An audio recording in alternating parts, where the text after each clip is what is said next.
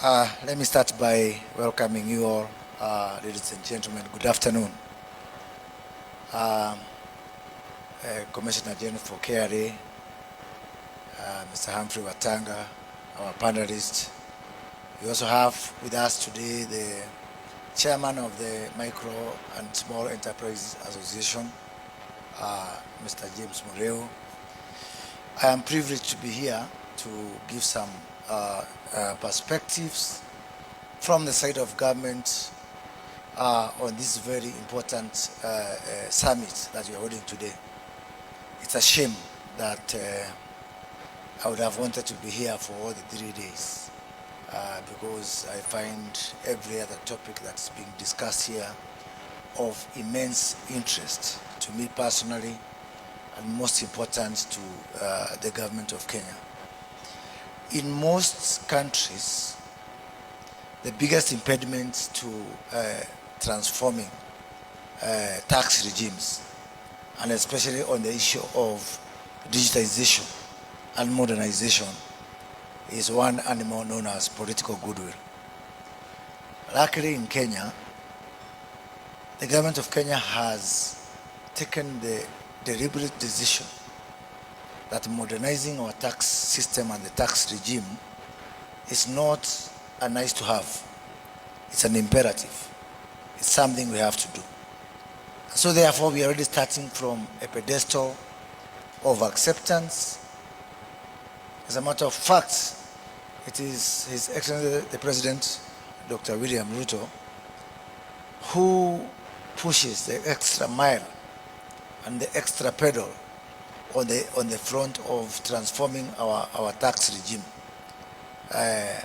as opposed to the other way around. You know, in other countries or even in previous administrations, you find that there was will from among the technocrats, the revenue authorities, treasuries, to modernize, but they got into the handwoods of political goodwill. And why is it important for us to modernize our tax systems? First of all, there is something that is happening not just in Kenya, but across Africa, and especially because of whatever is happening within the developed economies, principally the US economies, the high interest rates. You can start to imagine that just a few years ago, just before COVID, you know, the Fed rate in the US has gone up close to 7-8 times. Just the Fed rate. If the African economies, if the interest rate will go up proportionate to what has happened within the US economy, Africa, as you know it, as an economy, would collapse. So therefore, the issue of debt, the issue of borrowing, in Kenya today, in Kenya shillings terms, this year, we will pay 750 billion Kenyan shillings. That is just close to 6 billion US dollars. 30% of our tax revenue will go to paying interest on domestic debt. I didn't say principal. I just talked about interest. I didn't talk about foreign debt. I just talked about domestic debt. And so therefore, the money that was collected today from 8 o'clock to maybe around now, we've just been working for people who lend money to government.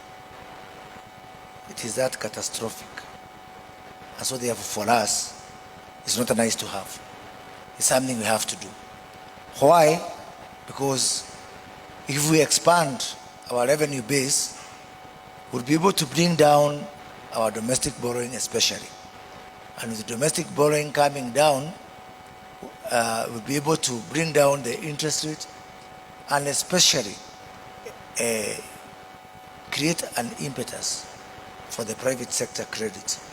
And that for us is very important because it is the only way to jumpstart this economy.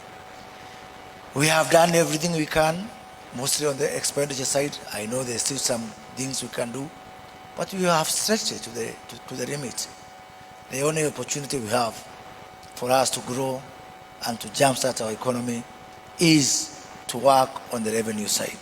And that's what we are doing. Second point that becomes important for us in this conversation is an issue of social justice and equity. That's the other driver for us to modernize our tax systems. I just pick on one area of taxes, the income taxes. In Kenya, we have got, a very, very funny, very weird structure of the workforce. The people in the formal sector, both in public sector and the private sector, we have got 3 million people within the formal sector. Within the informal sector, we've got 16 million. The 3 million people in the formal sector, in terms of income taxes, they contribute 500 billion shillings. That's close to over $4 billion in income taxes from 3 million people. The 16 million in the informal sector contribute only 12 billion shillings. For me, that's not an economic issue. For me, it's a social justice issue. It's an ethical issue. It's an equity issue. How can 3 million people disproportionately carry the burden on behalf of 16 million people who are virtually not contributing in terms of income taxes? So, what are we doing?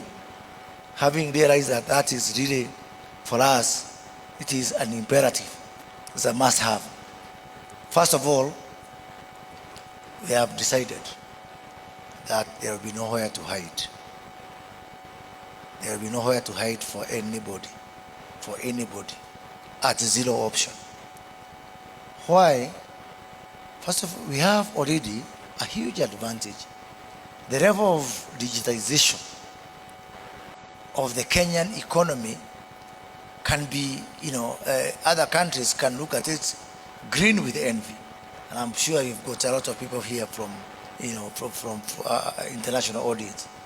So the base is already there.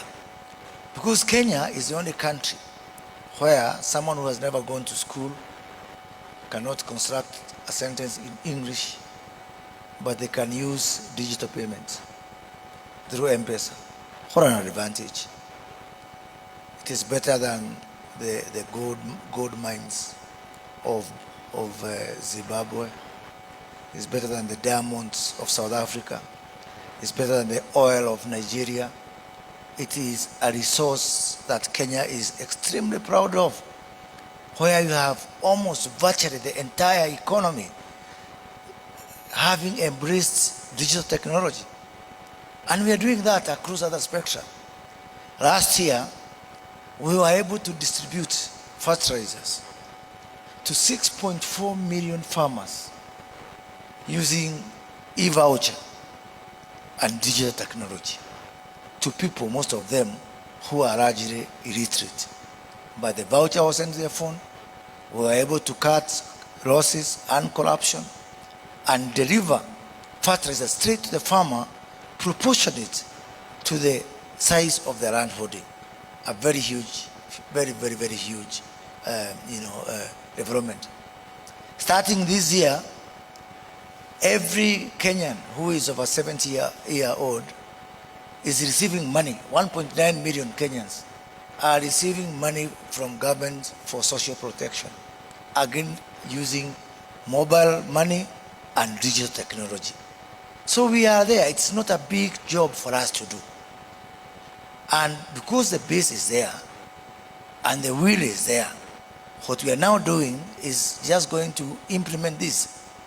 The gentleman from Safaricom has told you about our pay bills, our till numbers from our digital, from our mobile money. Today at KRA, the people who have the devices for VAT, the ETR devices, they are only 200,000.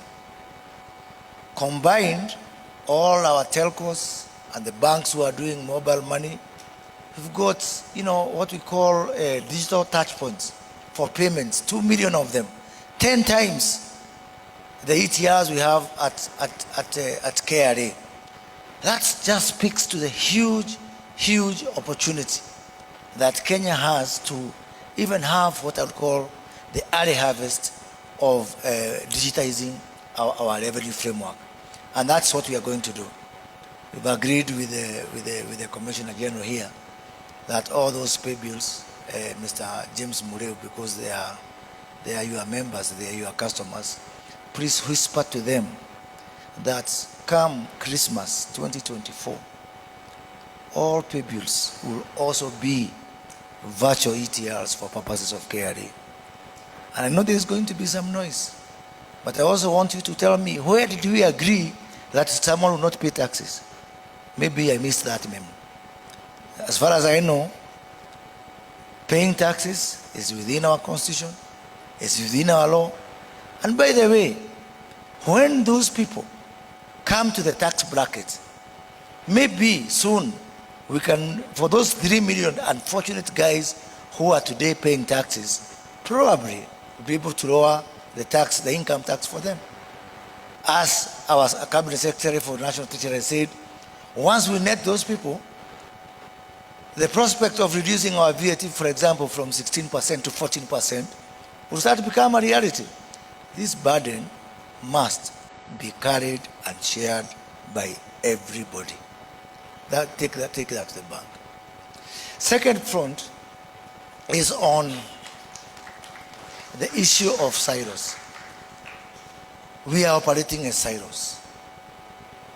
We have got just mountains and islands of people with information, which makes it very difficult for us to be able to even implement some of the topics that I've had here about AI and all that.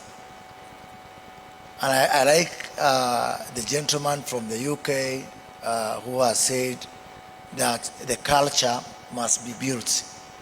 The culture of paying taxes must be built. But in our case here, and I think also Professor Ndemo mentioned that it's not just getting people to use technology, but to accept to pay taxes. Luckily for us in this country, all Kenyans love the rule of law. They are aware that we agreed within our laws and our constitution that we pay taxes. So the culture thing is not a problem. What is remaining is for us to do what we need to do. I know within these pockets, some people, when we try, especially to use AI, we are going to get into the challenges of people, citing data protection and all that. But the government of Kenya is taking measures to ensure that when it comes to issue of paying taxes, even hiding behind data protection and data privacy cannot save you, because we are going back to ensure that we change the legal regime to ensure that data sharing, data transparency is actually an obligation for everyone who is holding data. So that will make it easy for us to be able to move to the next step in terms of digitalization. And by the way, one of our other very ambitious projects that we are currently, if you open the newspapers in Kenya, currently, you'll find the discussion around our modernizing our healthcare system, where for the first time, and I think unique in the whole world, we are putting all 54 million Kenyans on one digital health platform. If we are going to achieve that, and we will, because we are embarking on it from a very accelerated pace, the next task of now ensuring that all these 54 million Kenyans are also visible for purposes of tax is not something we are hiding from. It's a reality. I know there is pushback on health I know there's going to be pushback on revenue, but the best thing is that the government is determined, and we are going to see modernization of our health system, modernization of our tax system, because for us, it is the issue of revenue where we are is an existential threat for the country of Kenya as we know it. And finally, even if we are able to modernize and to automate everything within our borders, we cannot be fully successful unless we go the extra mile and go cross-border. So this morning I was delighted to hear that in the UK they don't just look at compliance from within the borders. We have to go cross-border, integrate with customs authorities in other countries, trade facilitation systems, port community systems, any other source of information that can be able to ensure that we are as accurate and we are on point as much as possible, because for us, it is not a nice to have, it's a must have.